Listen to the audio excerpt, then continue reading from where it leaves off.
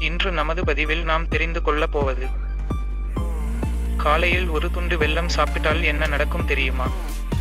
தெரிந்து கொள்ள நமது சேனலை சப்ஸ்கிரைப் செய்து கொள்ளுங்கள். வீடியோவை முழுவதும் பாருங்கள். வாருங்கள் பதிவுக்குள் போகலாம். வெல்லம் பல்வேறு மருத்துவ குணங்களை கொண்ட இனிப்பு உணவுப் பொருளாகும். வெல்லத்தில் இரும்பு சத்து அதிகம் நிறைந்துள்ளது.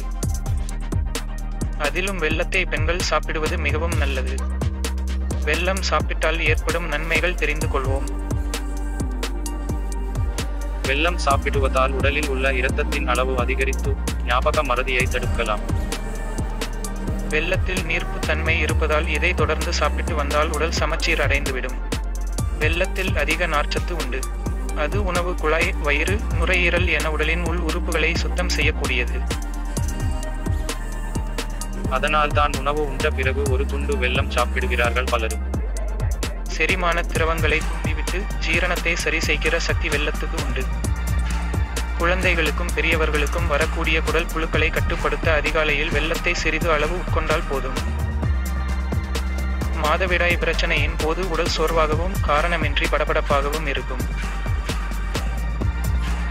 சிலருக்கு தலைச்சுற்றலும் இருக்கும். அந்நிலையில் வெல்லம் சிறிதளவு சாப்பிட அந்த பிரச்சனைகள் சரியாகும்.